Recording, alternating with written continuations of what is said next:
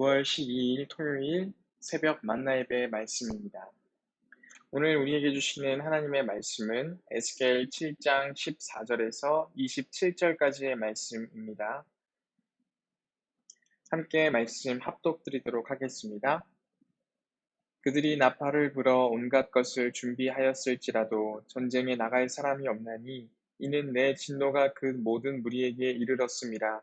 밖에는 칼이 있고 안에는 전염병과 기근이 있어서 밭에 있는 자는 칼에 죽을 것이요 성읍에 있는 자는 기근과 전염병에 망할 것이며 도망하는 자는 산 위로 피하여 다 각기 자기 죄악 때문에 골짜기에 비둘기들처럼 슬피 울 것이며 모든 손은 피곤하고 모든 무릎은 물과 같이 약할 것이라. 그들이 굵은 배로 허리를 묶을 것이요 두려움이 그들을 덮을 것이요 모든 얼굴에는 수치가 있고 모든 머리는 대머리가 될 것이며 그들이 그 은을 거리에 던지며 그 금을 오물같이 여기리니 이는 여호와 내가 진노를 내리는 날에 그들의 은과 금이 능히 그들을 건지지 못하며 능히 그 심령을 족하게 하거나 그 창자를 채우지 못하고 오직 죄악의 걸림돌이 됨이로다. 그들이 그 화려한 장식으로 말미암아 교만을 품었고 또 그것으로 가증한 우상과 미운 물건을 만들었은즉 내가 그것을 그들에게 오물이 되게 하여 타국인의 손에 넘겨 노략하게 하며 세상 악인에게 넘겨 그들이 약탈하여 더럽히게 하고 내가 또 내 얼굴을 그들에게서 돌이키리니 그들이 내 은밀한 처소를 더럽히고 포악한 자도 거기 들어와서 더럽히리라. 너는 쇠사슬을 만들라. 이는 피 흘리는 죄가 그 땅에 가득하고 포악이 그 성읍에 찼음이라. 내가 극히 악한 이방인들을 데려와서 그들이 그 집들을 점령하게 하고 강한 자의 교만을 그치게 하리니 그들의 성소가 더럽힘을 당하리라. 패망이 이르리니 그들이 평강을 구하여도 없을 것이라. 환난에 환난이 더하고 소문에 소문이 더할 때에 그들이 선지자에게서 묵시를 구하나 헛될 것이며 제사장에게는 율법이 없어질 것이요 장로에게는 책략이 없어질 것이며 왕은 애통하고 고관은 놀람을 옷 입듯 하며 주민의 손은 떨리리라.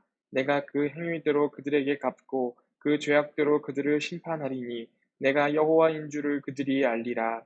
아멘. 이는 하나님의 말씀입니다.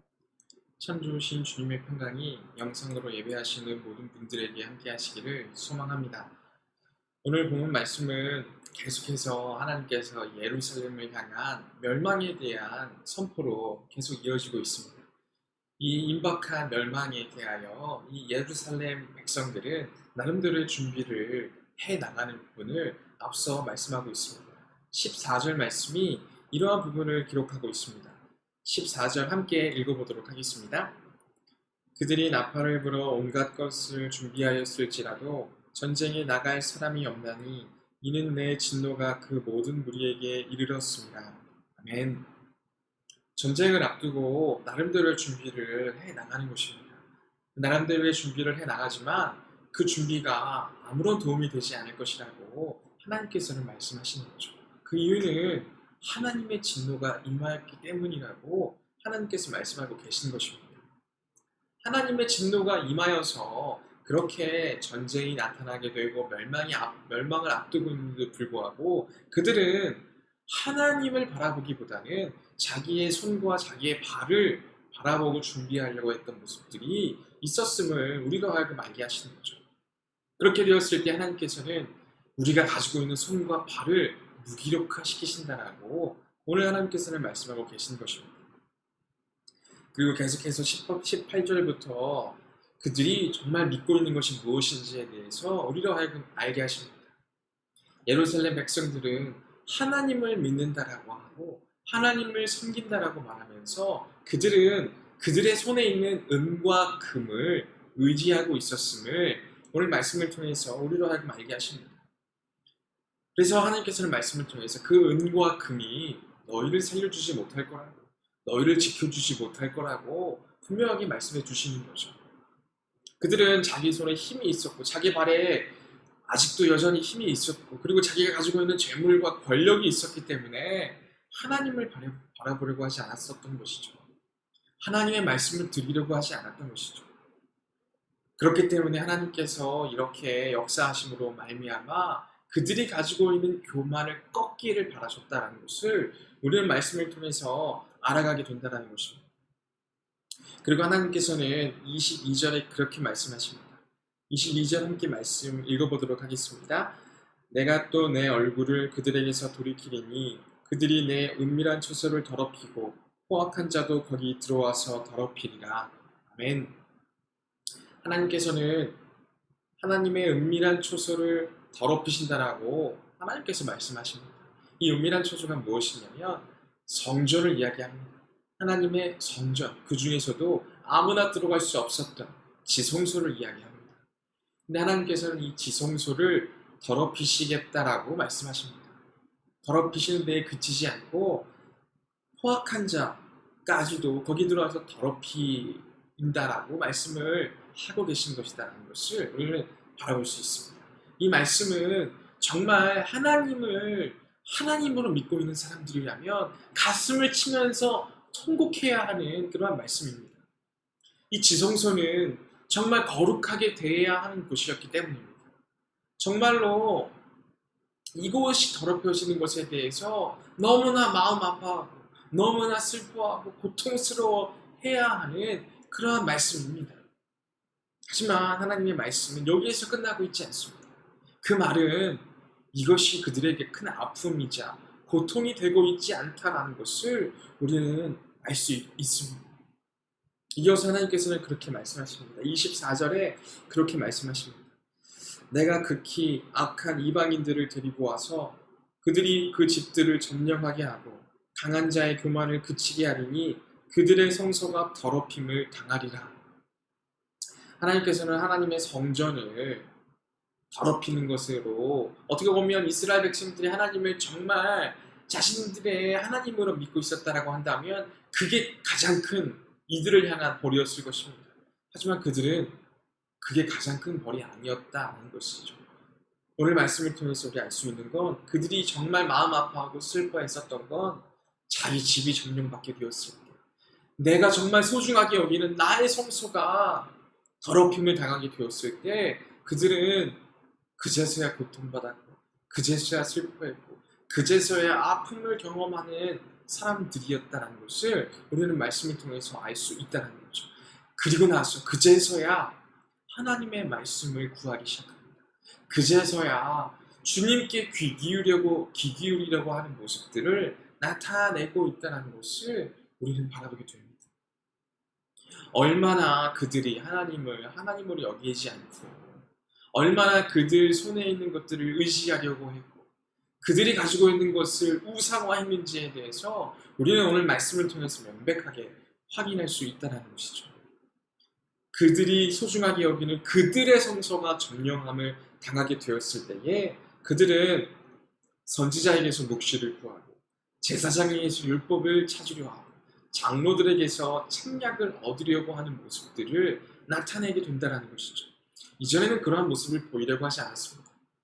하나님의 성전이 더럽힘을 당한다라고 그런 이야기를 들었을 때에도 그들은 선지자를 찾아가거나 제사장을 찾아가거나 장로들을 찾아가려고 하지 않았다라는 것입니다. 그들은 여전히 그들의 집이 괜찮고 그들이 소중하게 여기는 곳이 괜찮다라고 생각되어졌을 때 안심하고 있었다라는 거죠. 그들은 그냥 거기에서 만족함을 누리고 있었다라는 거죠. 하나님의 성전이 회파되고 하나님의 성전이 더럽힘을 당한다라고 했을 때에 그들은 전혀 아파하지 않았었다라는 것을 알 수 있는 대목이다라는 것입니다. 그들은 하나님을 나의 하나님으로 고백하지 않았다는 것을 우리는 분명하게 알 수 있다는 것입니다.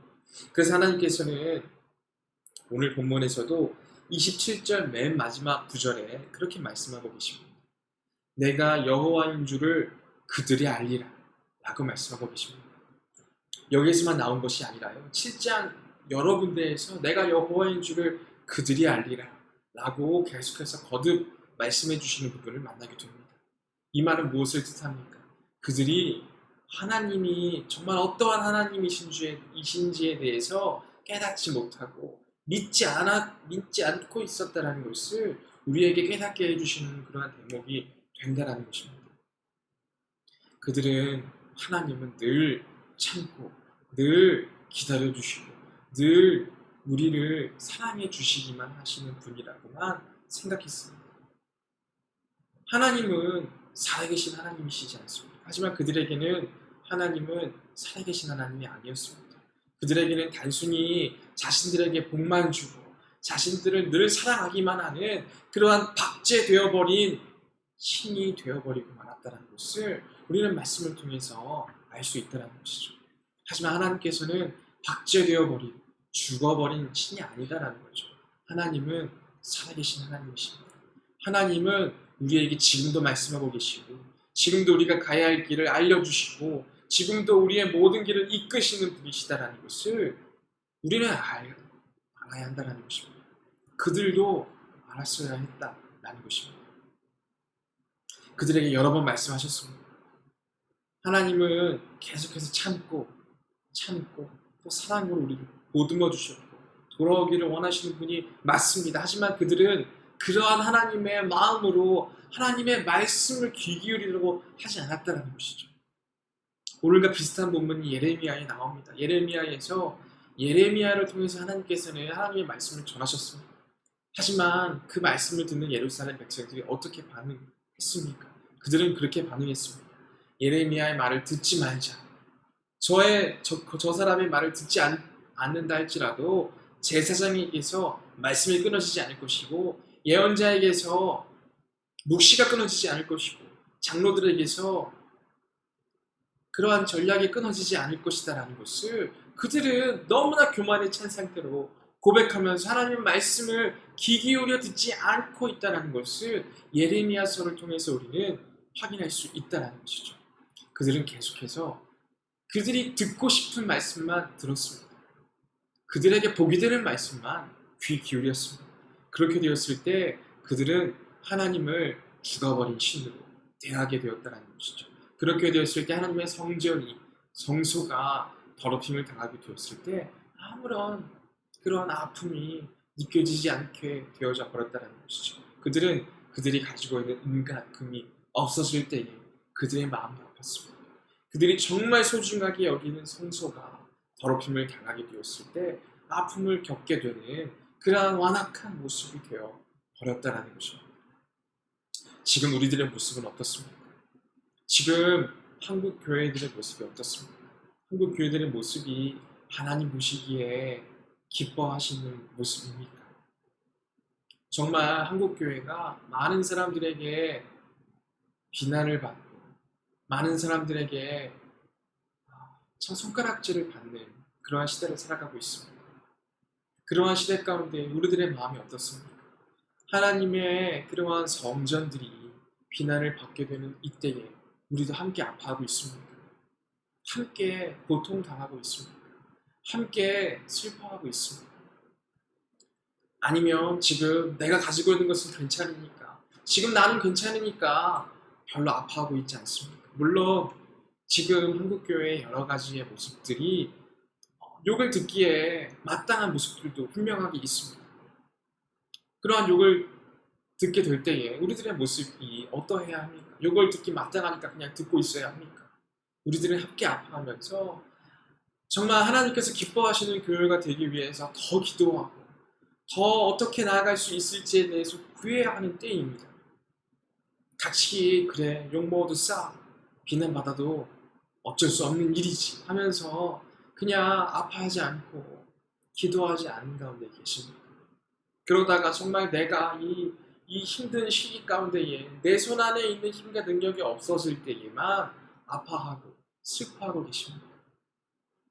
우리는 하나님의 성전이 비난받고 박해받는 이 시기에 교회를 위해 기도해야 합니다.